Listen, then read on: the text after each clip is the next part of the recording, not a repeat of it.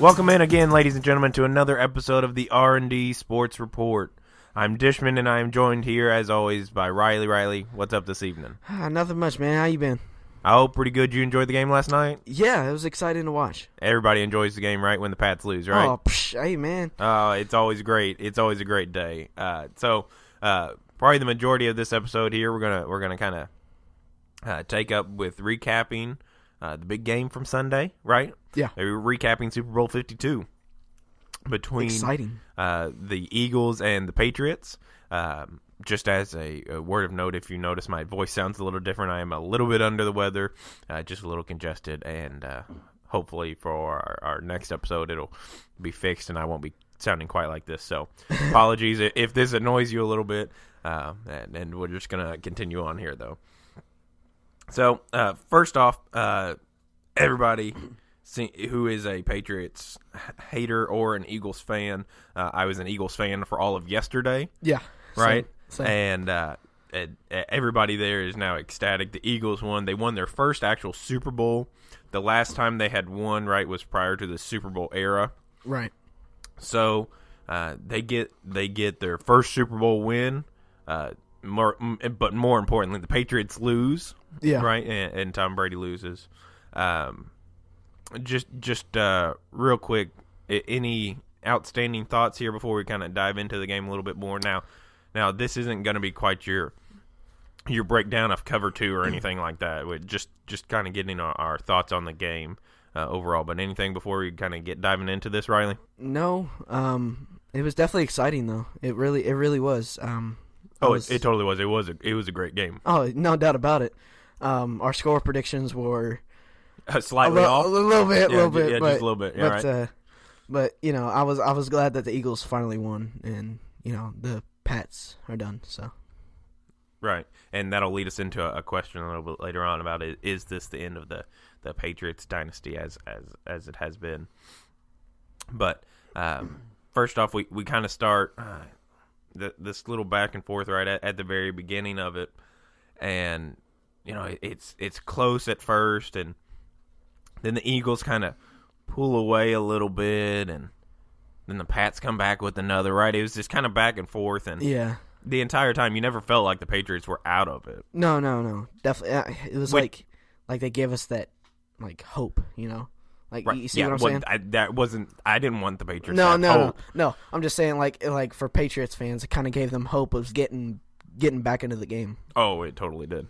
And it even gave me a little bit of like almost sickness type. Yeah. Not really actual sickness, but this, you know, feeling in the pit of your stomach going, Tom Brady's going to win this one, right? Yeah, I mean, come on. He did it with the Atlanta Falcons last year, so why wouldn't he do it this year? Well, and you have him, you know, especially right at the end of the game, not to hop to the end of the game quite yet, but at the end of the game, right, he's getting the ball back, and you thought, crap. Exactly. Yeah, it's going to be Tom Brady time again. Guess you could say, like, we had butterflies in our stomach, if that makes sense.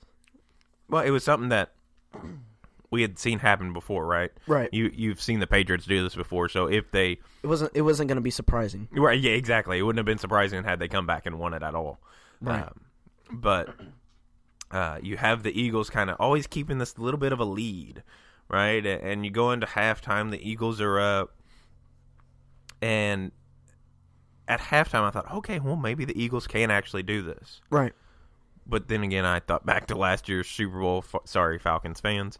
But I was like, okay, it's just not quite that out of reach, right? Yeah. I was like, oh, man. Patriots are going to come back in the second half. I was disappointed last year. I really was. Because I didn't want the Pats to win then. Well, you know, if you are a Patriots hater like you and I are, you never want them to win? No. Not one bit. So interesting, just a little tidbit I saw scrolling through Twitter earlier is that Nick Saban and Bill Belichick have never won a championship in the same year. Right? So if Saban wins it, Belichick doesn't. Right. There's been a few years where neither have won. But if Belichick wins it, Saban didn't win it. So we should have known right away with that statistic that Belichick wasn't going to win. Yeah. Which, had I known that, I might have been a little more. Yeah. I didn't know that. I had no clue about it. Well, and it's something I don't think they really put out before because you don't want to kind of lay that down. But it is an interesting thing. Two of the possibly greatest coaches ever, right? Right. On the NFL side and on college football side, to have never won in the same year, to have won their respective championships. But we get into the game, right, and it's going back and forth. But the whole time as I'm watching, now I don't know about you, but I kept thinking, man, if the Eagles don't get on Tom Brady, if they don't get that pressure on him, this thing's going to be over at the end. Yeah. I had a few of those moments last night. I was watching it with my family, and we were all pretty much on the edge of our seats, literally, watching the game. And I'm just glad that the Eagles won. I really am. Oh, and that's the thing is like you just want to continue the entire time going, yeah, fly Eagles fly, but right. that wouldn't make for a great episode here. So exactly. But you have the game last night.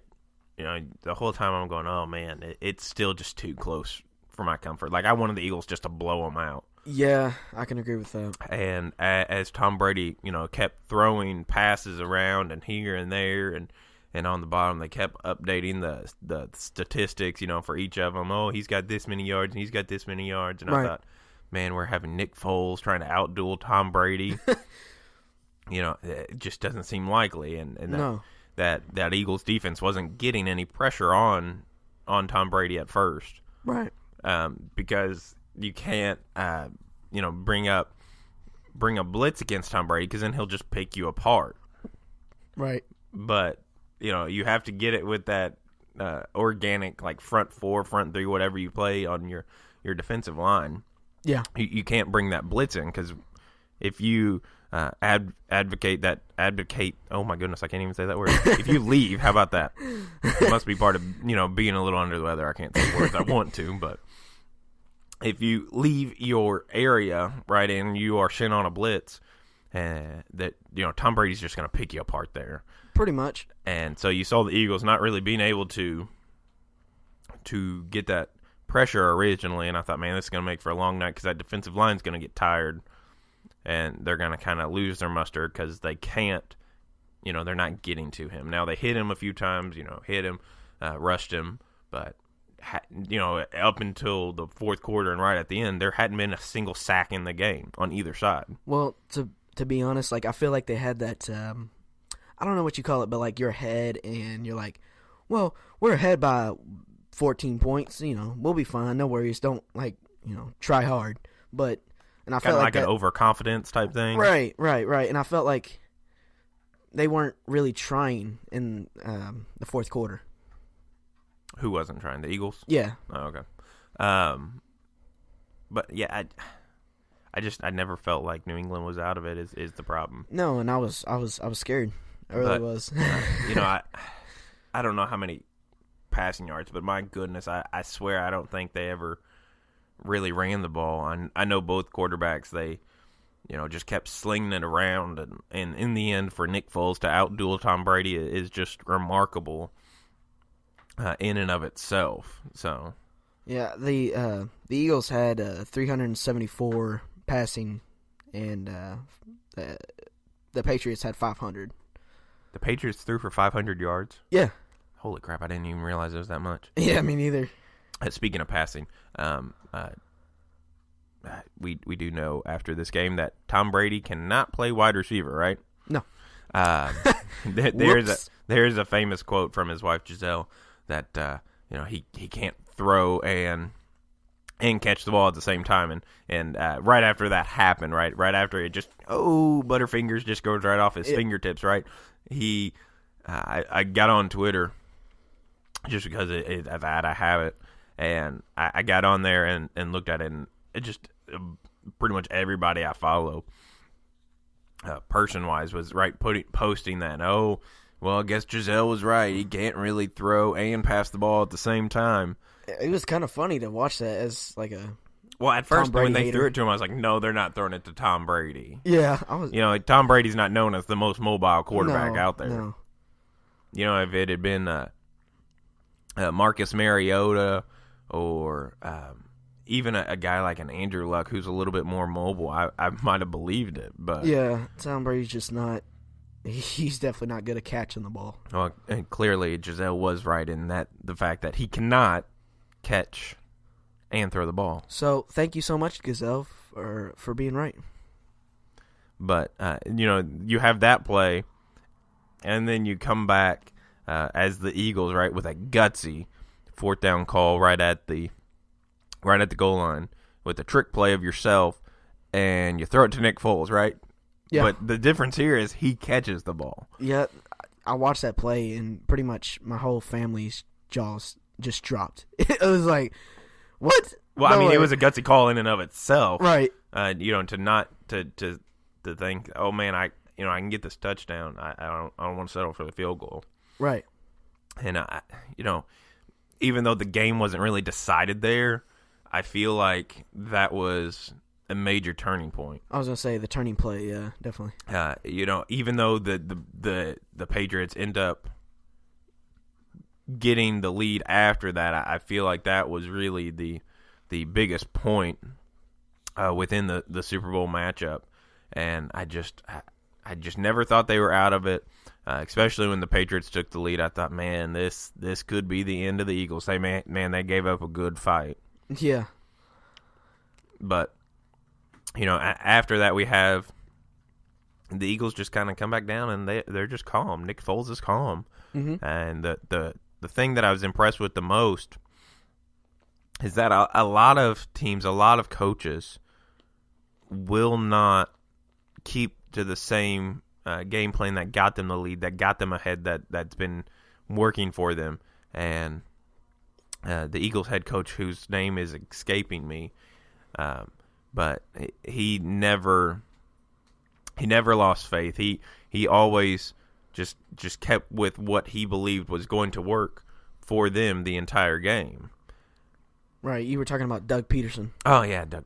See, I told you it was escaping me. This whole sickness, I guess. It's all good, man. It's all good. But we have a really good game, and when you have that good game, when you have the Super Bowl, there's also other things that come along with it, right? You have the halftime show with Justin Timberlake. How did you? I didn't really care for it much. I feel like it wasn't like exciting, like well, oh my gosh, it's Justin Timberlake. No way. I think he was good, but I think the problem is there was a lack of like cameos and everybody popping up. People expected NSYNC or Janet Jackson or this and that, and none of that really happened. I thought Justin Timberlake wise, he was good. Yeah, I like the little start with Jimmy Fallon just because they are such good friends. But like, I wanted to see Jimmy Fallon then again on stage with him or something. Right. Well, I don't know if you saw, but whatever Justin Timberlake was wearing, I was like, what what is that? Oh, that goes along with his new album.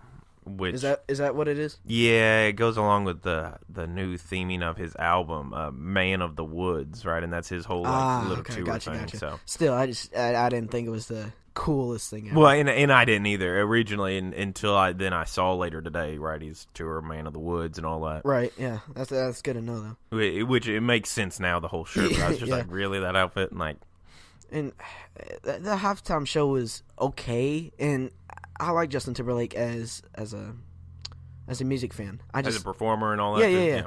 I didn't think it was like crazy. It wasn't mind blowing, right? Right. And I feel like the only part that really blew my mind away was the Prince part. That's it. Well, and I thought it was a nice tribute, and then to pull out to Minneapolis, see the Prince logo light up. Right. Thought it was a great tribute to Prince. Oh there. Yeah. But you have that going, and I think really probably somewhat of the problem, even for the halftime show, was that it got overshadowed by how great the game was. Yeah. Tom Brady gets it with 2.5 minutes left or something like that. Right. And you think, crap, this is the beginning of the end. Yeah.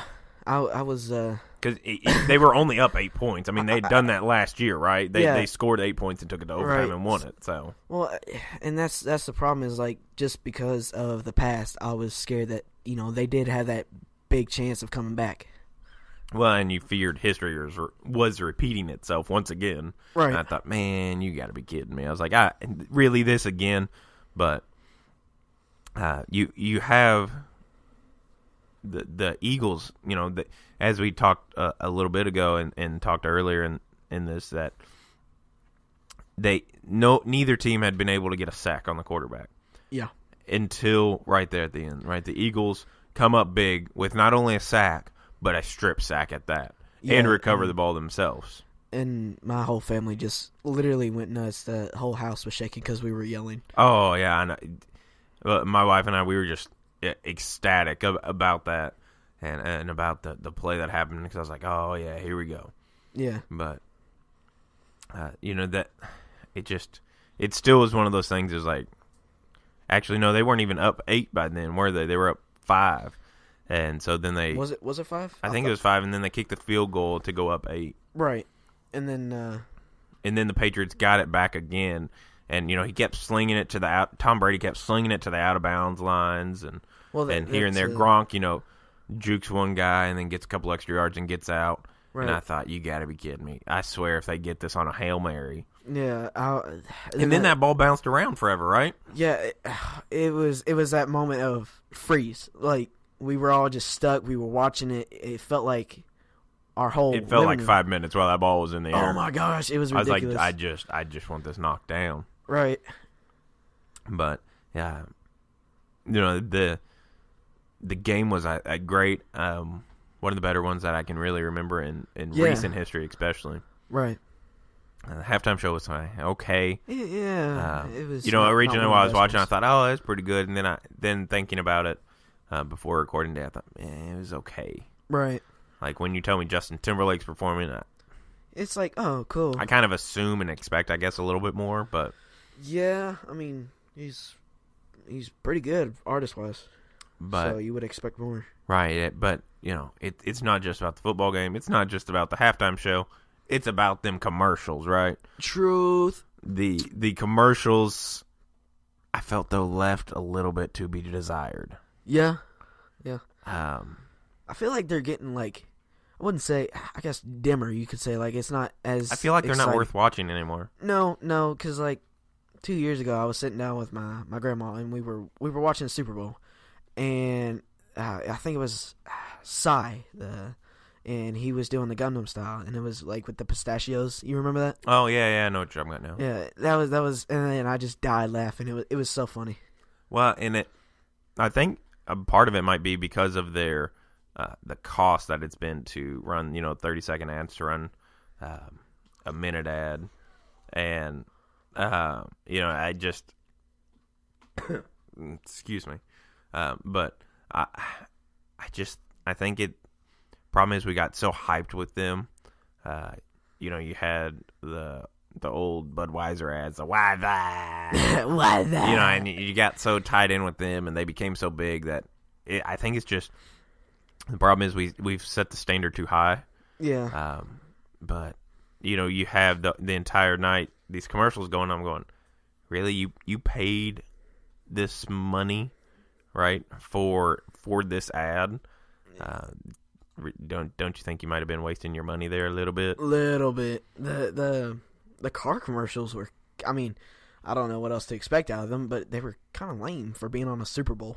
Well, I did. Yeah, they were, and I like the one. I think it was Kia with Steven Tyler. I thought that was kind of neat. Yeah, that was pretty good. The Tide Pods was hilarious too. Yeah, and you come to that, and you're just like, okay, all right, well.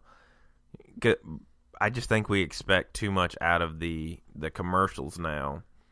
Yeah. I think we just set too high of a precedent for them. So, but right. What would you say was the best commercial in your opinion? Oh, what is that one? Oh, It was the Eli Manning and the that one Odell was a Beckham great Jr. one. dancing, and it was the so Dirty funny. Dancing rendition that they did. Yes, it was so funny, and I my dad was laughing, and my mom was crying, laughing so hard that she was crying. It was the best thing I've ever seen. And I think the thing that made it the best is that all night we kept seeing these little snippets here and there, right, of Eli Manning doing some random thing, and it's like, okay, well, what's he trying to do? Like I don't know what exactly he's right, trying and to you do were kind of here. like waiting, like to Wasn't be you continued. like, really, that commercial, and then it all leads up to him and Odell Beckham Jr. doing the rendition of Dirty Dancing, which with the offensive lineman was so great. Oh, it was so funny. I just died laughing. But I guess the only other one I could say that was really good was the Doritos and Mountain Dew Ice, right? It's also with some of those other ones that it gets released like a day or two in advance, and then it's kind of like meh. You've already lost seen its luster. Get off. I already seen it. Get off of there. Why am I seeing it 2 times? I laughed the first time. Now it's just old. Well, and that's the problem is these Super Bowl ads now run for like the next 3 months, and you're like, okay, I'm tired of this. Bruh, I know it's so annoying. And I mean, yeah, they are funny, but after, I mean, it's like a dad joke. At first it's funny, but then it just goes downhill. Oh yeah. So, let's see. I was trying to look up the cost here to see what actually people would have paid. Oh, I did. The other one I did like was the Alexa. Alexa loses her voice. Yes. You have Gordon Ramsay and some other. Who is some of the other ones there? It was the girl from Ghostbusters. I can't remember what her name is. I was gonna say it's because I know she's also in Pitch Perfect. Amy Winehouse. Is that who it was? I believe so. Yes. And then no, who was the other one? I can't even remember it now. That's bad. That was just last night too. Right. But so it was Leslie Jones. I can't say her name. Oh, is she in there too? Yeah. And so apparently a 30-second TV spot was going for more than $5 million. Oh my gosh! Like 30 seconds, right? That's a. I mean, come on. Just give me a couple thousand of that. Well, and like I kind of got because you all obviously have like some of these films coming out that they know everybody's pretty much tuned to the Super Bowl. I think the stat I had heard earlier was like 88% of all TVs in America would have been tuned to the Super Bowl. Wow. But you have people like Pepsi Company with that Mountain Dew Ice and the Dorito Blaze and all that 60-second spot, it's estimated to have spent about $10.2 million on it. Wow. And I think that might be part of the reason we've gotten some, these bad commercials over the years is that advertisers don't really want to be spending this big money on it when they could spend that, throughout the year. Right. Well, I mean, and Doritos has always had great commercials, and they've been known I think they're always some of the best. Oh yeah. I mean, it was last year's. I can't remember which one it was, but it was so funny. It's just always funny. Was it the dog one that they still run? No, it was the baby one. Yeah, it was a baby one. Oh yeah, where he throws in. Yeah, yeah. That was great. Yeah. So maybe we're at the end of great commercials here, right? Because of the cost. But after this game, we could be at the end of the Pats dynasty, right? Could be. Because you have the Lions today officially naming Matt Patricia, which was the defensive coordinator for the Patriots, as their next head coach. Yeah. And it is thought to be said that Josh McDaniels is going to be the next head coach at the Indianapolis Colts. Now, I did see a couple reports that he might stay around until and kind of be like a head coach in waiting for Belichick. Right. But which might suit him better. But I would think, as a guy like Josh McDaniels, unless you're just comfortable there with like the owner and Robert Kraft, I would think not really maybe knowing what's behind Tom Brady, you might want to go to somewhere like the Colts, where they have a young, talented QB and an Andrew Luck. Now, granted, we don't know what he's going to be like after the shoulder surgery, right? But you obviously the talent is there for him. But do you think this might have marked the end? Because Tom Brady now, he says he's going to play one more. He's going to play next year, and I've heard talk and different things. I've listened to the radio and all that it could be his last year. Next year, it could be Belichick's last year. And we know they're losing their defensive coordinator, possibly losing their offensive coordinator. Both of them have been there for a really long time. So, do you think, is this the end? Is this the end of the evil empire known as the New England Patriots? It could be. I feel like as you said the defensive coordinator and offensive coordinator are leaving. Well, officially today, the defensive coordinator was named as the Lions head coach. Gotcha. But it has been rumored that the Colts plan to make the offensive coordinator, Josh McDaniels, their next head coach.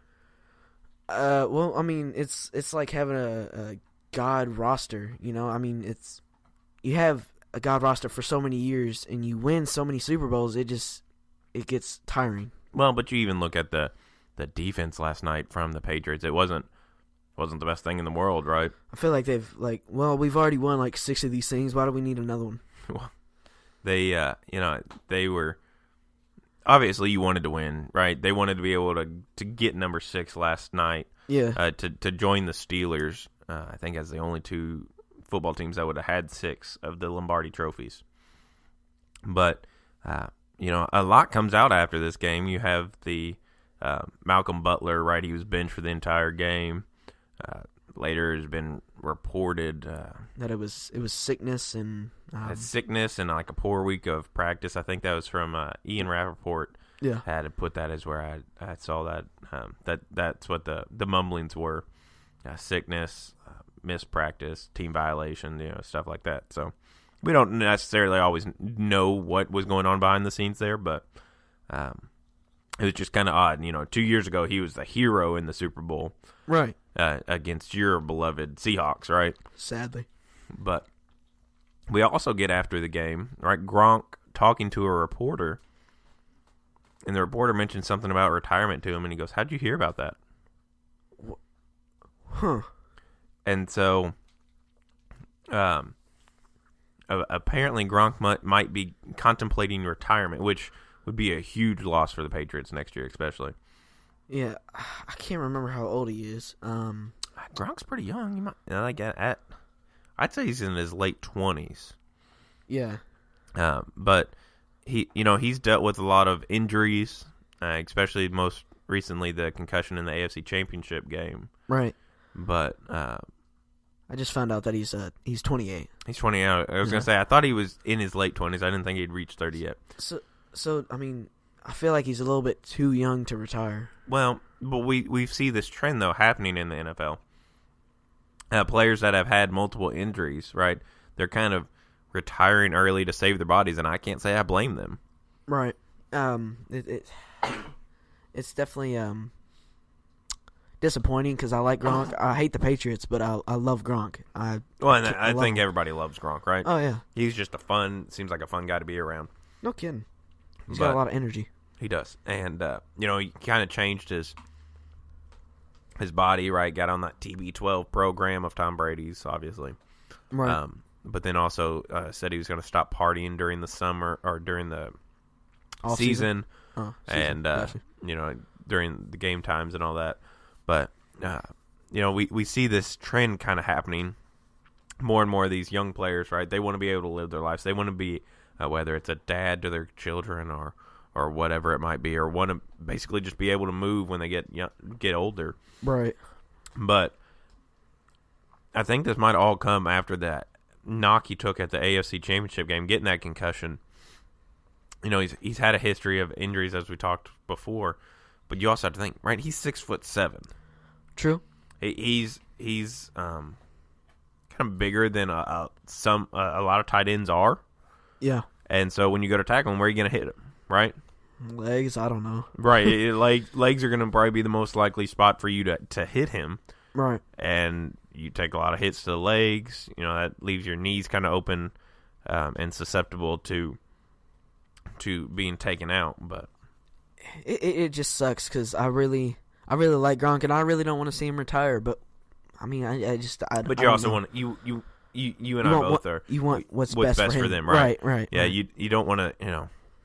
We see some former players and all that when they reach 50 and even some of them when they hit their 40s, right? They're just such a shell of themselves.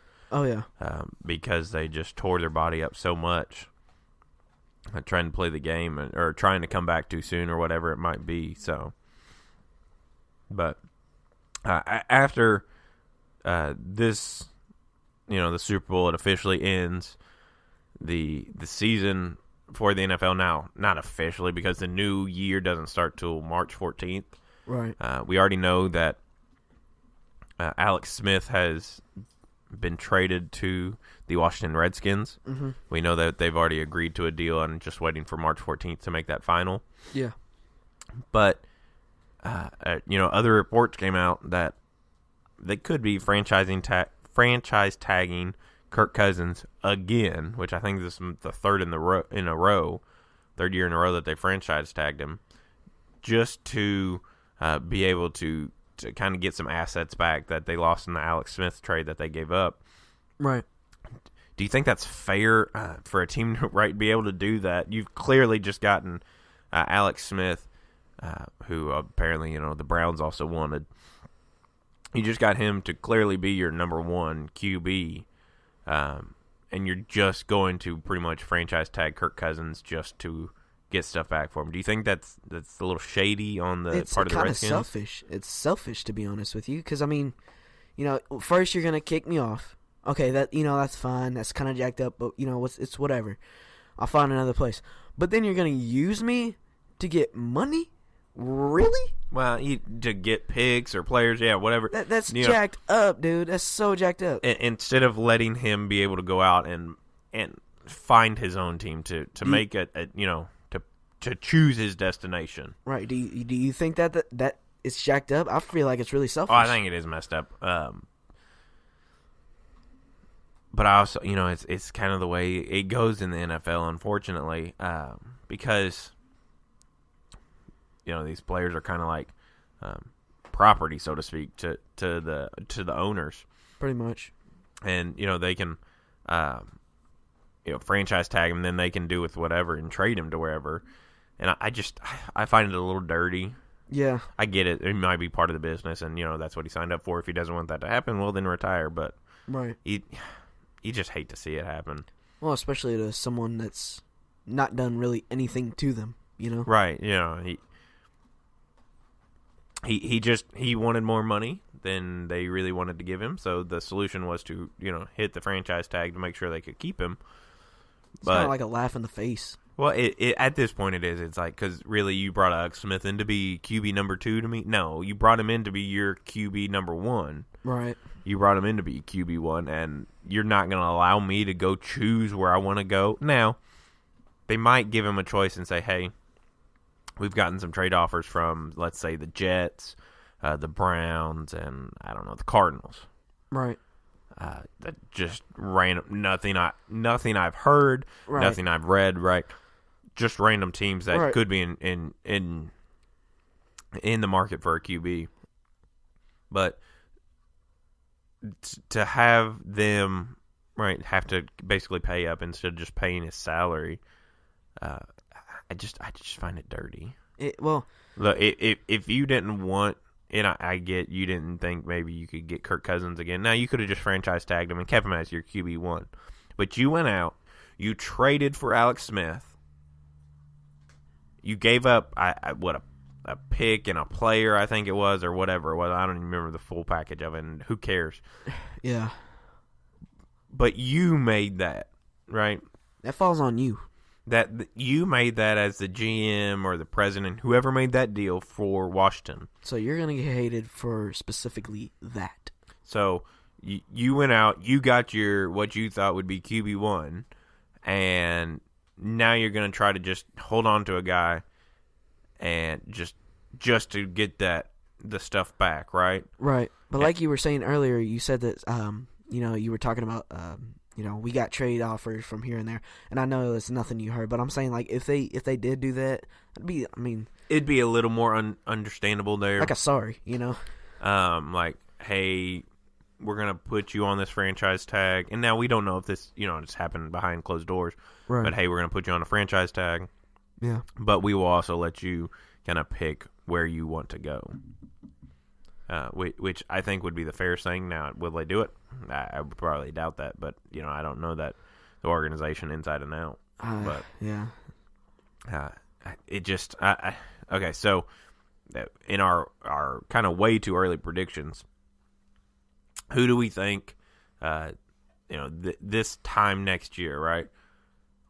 Let's go ahead and call our shots. Let's just see, and when we come back to this a year later, we'll see who's right, who's wrong, but. Who is in the Super Bowl next year? Do the Eagles make it back? Who's in the Super Bowl, do you think, not knowing what happens in free agency, what happens in trades, what happens in the NFL draft? We're just going to make a pick here. Way too early predictions, right? We haven't even made it through the NFL draft or nothing like that. Training camps. You already know who I'm going to go with as a Seattle Seahawks fan. I'm going to go with my Seahawks. But all right, so who's then on the AFC side? I don't know. That's the problem. Do the Titans make it? Do the Jags complete it? Does Big Ben come back for Pittsburgh and then they get back in? Or do the dirty Patriots once again get back in? I would love to see my Seahawks go against Ben. I would love to Big see Ben? them. Yeah. All right, so you're taking Seahawks, Steelers, right? Yeah. I will go... I think Eagles, because you got a healthy Carson Wentz probably coming back next year. That's who I'd go with if the Seattle Seahawks doesn't make it. Like as not a fan, you see what I'm saying? Right. More with your head, not so much with your heart. Right. So I'm gonna go. I think Eagles get back, and why not? Let's go with the tremendous story of the Jacksonville Jaguars. Right. They have a great defense. Maybe if they make a trade and get a QB, or if they get some more out of Blake Bortles, maybe they can get it. Yeah. But right now, let's just call it. Why not? Let's take a shot in the dark and say it's the Eagles, Jacksonville Jaguars, or Seattle Seahawks for Super Bowl 53. Right? Yep. But enough there of the Super Bowl, and right, we knew it would kind of dominate this episode heavily because it was kind of somewhat of the most prevalent thing that had happened over the weekend. It was, the big game happening and really the big thing to talk about. But let's go on to a topic we haven't really covered a whole lot, and that's college basketball. Even through this far into the season, right, with March Madness right around the corner, it's almost like it's super wide open. Usually by this time, right, we know that who is kind of going to be the favorites. We know, right, the teams that are going to be the dominant force, that we think they are true title contenders. Right. The Kentuckys, the Dukes, the Kansas, the whatever it might be. Yeah. But it seems a little bit wide open this year. I don't know what your thoughts are. I know Villanova's been pretty strong all year, but I think they still have a lot of road games to go against a team like a Xavier and a Creighton. I think they've all kind of played them at home so far, and so we'll see where it shakes out. But Duke's been up and down, right? They were number 4 last week. Now they're all the way back to number 9. Yeah, I was they lose to a St. John's team who is 0-11, and what are they in the Big East? I think. So they're 0-11 there, and they beat Duke. Yeah, I was surprised. I was surprised, but at the same time, I was elated. But do you think it's good for college basketball to not have a dominant team, or do you think it's better if a kind of the blue bloods, the Carolinas, the Dukes, the Kentuckys, the Kansas, right? If at the forefront, if they're the ones kind of leading the charge and everybody else is falling in line with the team that you think could be like Cinderella's, do you think it's better wide open or with a few powerhouses? I think it's better wide open because it gives the tournament surprises. Like, I mean, for instance, Duke and St. John's. You would think that Duke would destroy St. John's, but no. I like surprises. So to see St. John's come out of the blue, no pun intended, but to destroy them, and demolish them, it's ridiculous. I don't know. I kind of lead toward the fact that I think it's better when you have some powerhouses. I just do, like when Kentucky's at on top of its game, and we've seen that they've been up and really far down. I just Kansas has kind of been a quiet story. Yeah. And you have a story in a Trae Young in Oklahoma, right? That have been pretty good all year. I don't know. I just think it's better when you have those dominant teams, because then it turns into more of a David and Goliath, right, type fight. The little ones against the giants, the powerhouses. Now, this will probably be the story next year with Duke, right, bringing in a loaded recruiting class. Kentucky thought to probably have a bunch coming back, but all that will play out next year. But for this year, Villanova looks kind of like the favorite right now to be able to take the title. Yeah, but like I said earlier, I'm excited for surprises, so I wouldn't be surprised if someone beat them. Well, ranked or not. Well, I understand what you're saying there with the surprises. That's, I think, what makes the tournament so great is that it's one game. It's completely random. It's one of those things that it depends on your draw, who you're lined up against. Duke can lose to Mercer or anybody like that.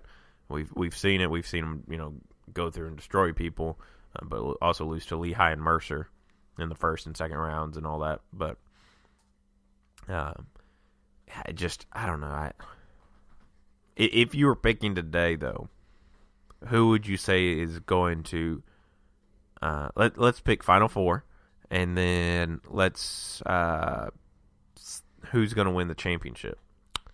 Well, for Final Four, I'm going to go with Kentucky. You think they can come back? You think? Yeah. Because right now they're, I think, in one of the things they're like a 5 seed, so they don't have an easy road, but it's not as hard as if you were a lower number. So you think they can get into the Final Four? As a Louisville fan, I'm kind of choking on saying this, but yeah, I do feel like they can come back. I mean, they came back a couple days ago. I can't remember who they faced, but they went from unranked to 21. As a Kentucky fan, who was it? I can't remember. Are you talking about like the West Virginia game? Yeah. That's it. They won that, but then they go and lose, at Missouri. So it's kind of like this up and down, and who do you take really? Right, and that's where again the surprises comes in. But Final Four, I think I'm gonna go with Kentucky, Villanova. Since what team is Trae Young on? Oklahoma. I'm gonna go with Oklahoma and Duke. And your national champion. Trae Young has been killing it, so I'm gonna go with Oklahoma. And do you think he can lead him? Yes and no. I feel like people put too much pressure on him, but I feel like he's handling the pressure well, and he's getting a bunch of points. So, Oklahoma is right now. It would be your just winning now. Granted, we haven't seen any brackets. That'll come probably later on. We'll discuss that when the brackets actually come out. Well, I just want to see someone, I guess, new in there. I mean, we saw, was it Villanova last year? Yeah, Villanova took it last year for the first time. Yeah. Yeah. I just want to see someone new in there. Like, I mean, Oklahoma, I'd be stoked to watch Oklahoma, and even Kentucky. I'm not a huge fan of Kentucky, but just to see like Kentucky and Oklahoma going at it, that'd be kind of cool. Okay, so Final Four. Yeah. Who are you gonna pick? I'm gonna go Villanova. Okay. Xavier, because I think they're kind of a quiet team. I almost said Xavier for Oklahoma. That could go. Yeah. Let's see. Xavier, Villanova. I don't think Duke has enough to get it there. Let's go let's go Oklahoma because I think Trae Young can do enough to get them into the Final Four. I don't know if he has enough to get them into the national championship and win it. Right, but agreed. I think he can do enough. We know that the tournament is kind of guard-centric in the sense that guards kind of ruled the tournament. And then, I don't know. I'm kind of lost. Are you going to go with your own team? No. See, I think they're too inconsistent. I think Kentucky's too inconsistent. Louisville's just somewhere. Yeah, they're somewhere out there, right? Louisville just it's done. It's done. We're not gonna have a good team for a couple of good years, but either way, who do you think will be last? I don't know. What about Oklahoma State? I heard that I can't remember who they beat, but they beat someone big. I can't remember. Yeah, they've been playing pretty good. I just don't think Michigan State can get it done. No, here we go. Not. I got it. Okay. Purdue. Yeah, they've been kind of silent. I can agree. So I've got a completely random one, and actually, I'm gonna to swap out Oklahoma for Arizona. Really? You think Arizona's going to make it to the Final Four? Yeah, I think it might be the year that Sean Miller can actually break through. Yeah. So my Final Four, as of right now, without it seeing any brackets, is Xavier, Villanova, Arizona, and Purdue. That's a good pick. So who do you think is? I think Nova takes it again. Okay, who do you think's gonna? Who you think they're gonna face? Well, that's a little harder almost without the bracket, right? But I mean, just out of that three, just speculating who you think. I honestly think Villanova and Xavier are the best two out of those four. Yeah. I didn't even think about Purdue. I might switch out. They've been kind of a quiet team. Yeah. But see, that's kind of where I think it's better if you have these juggernauts, these dominant teams, right? Because you almost know a little bit more about them. Right. You have these teams like Purdue. Granted, I don't follow Big Ten basketball a whole bunch, but you have these teams like Purdue kind of sliding under the radar, so to speak. Even though Purdue's in the top 5, I think they're top 3. I think they're number 3 this week. Yeah. But to keep with this basketball theme, but to move out of the college ranks and into the NBA, the trade deadline is approaching, and it's approaching quick. Ooh, yes it is. And so we'll see right before we sat down tonight, right? We see that Tyler Zeller gets dealt to the Bucks. Mm-hmm. But I just don't know how this is really going to be as a trade deadline. I think we're going to probably get hyped up a bunch and not a whole lot happen. First off, though, one of the big names right out there at the trade deadline is DeAndre Jordan. Do you think he actually gets traded? If I think that they're going for a different fresh start, Clipper wise, but what they have said, right, is that they're not completely rebuilding this roster. But I don't completely agree with that. I think they might be trying to tear it down and kind of start over-ish, right, to get picks and young players. But do you think he gets traded? I want to say no, just because that's the last. So you think star. they keep him? I want to say yes, because that's their last star that they have. I think he gets traded. Okay, who do you think he gets traded for? Because I read some reports on, they were talking about trading Tristan Thompson and who else was it? I think it was J.R. Smith, and the go. Cavs pick was the rumblings, I think, today. But if they do that, I feel like LeBron has a bigger chance of leaving. Well, I think I don't know. I think in the Cavs in that instance, you give up a little bit of offense with J.R. Smith, who hasn't been on all season, but you get a defensive stopper and a DeAndre Jordan. Now, granted, he's not going to be in your lineup at the end of the season or right. at the end of the game, because of his poor free throw shooting. But he can be that defensive stopper where, the guard penetrates in and he can swat it away and give a little bit more support to the guards on the perimeter. But I think he gets dealt.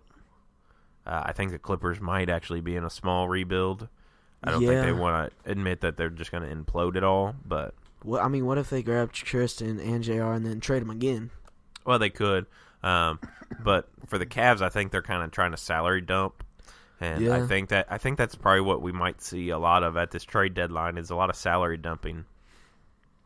Because I know I read something the other day when it was talking about this massive influx of cash in the 2016 year. The cap went up so high, right, and now it's not quite going up like everybody thought. So you've got these players making these outrageous contracts, and there's not going to be quite as much money out there in the free agent market this year.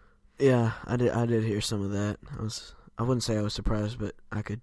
Well, you can see it. Yeah, right. I think it was some TV money, some different stuff coming in, but definitely. You just, I don't know. It'll be interesting. We're closing in on the All-Star game. You're closing in on the trade deadline in the NBA. It is an exciting time, and we just continue on to see where different people might go. Right? We obviously know that the Cavs aren't going to trade a guy like LeBron. Now they could get a massive return on it, but yeah, definitely. But it's one of those things.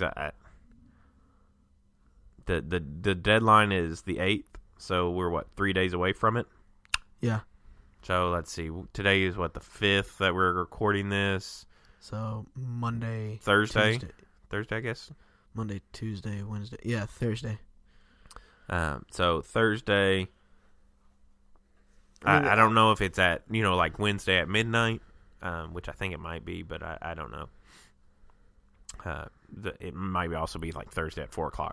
True. I think it's midnight, but we still have a few days.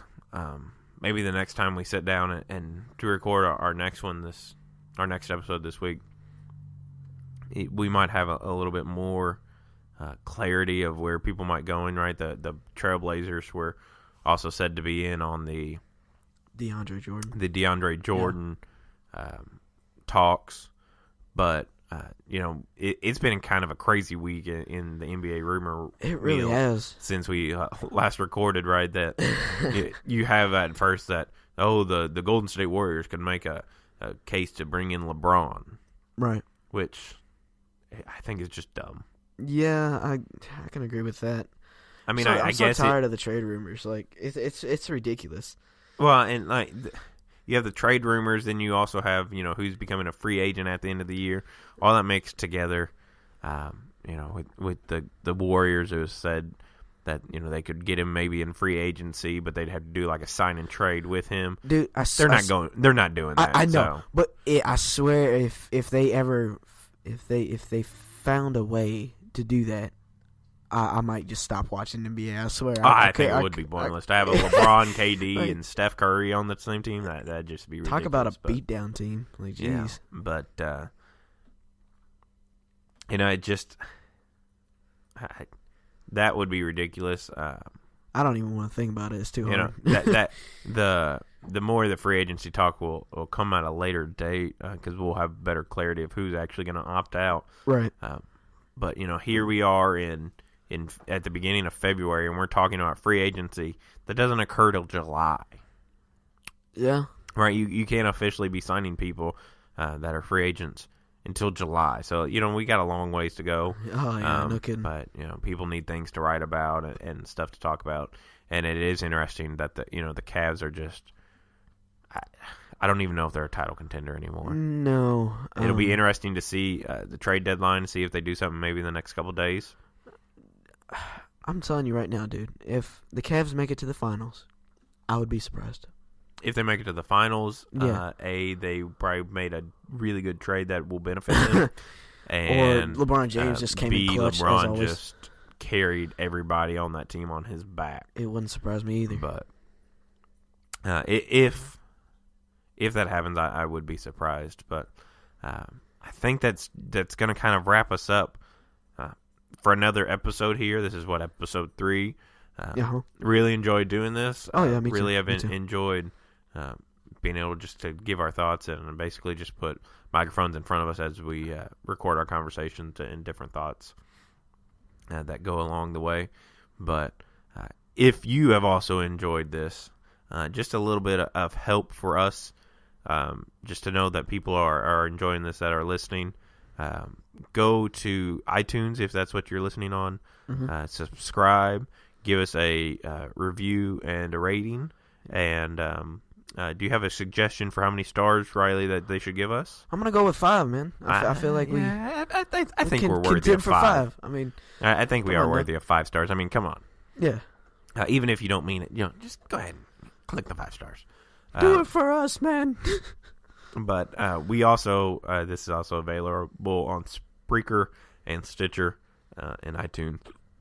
So no matter how you listen, make sure that you're subscribed or favorited or whatever it might be for what you're listening on, so that you can get these every week when these drop. They drop twice a week, and typically it'll drop on a Tuesday morning and a Thursday morning. But we record on Monday and Wednesday. Right, we record usually on Monday and Wednesday if we can keep that schedule holding tight. Definitely. And so far we've been able to. But they just go ahead and subscribe to it, so that way it just automatically downloads for you. You don't even have to think about it. You can just listen to us give our thoughts. But this has been another fun and productive episode. And I'm glad I'm able to talk to you about it. And I'm glad that we've been able to have this ability to just record. But once again, go subscribe, give us the 5 stars, and thank you for joining us on another episode of the R&D Sports Report.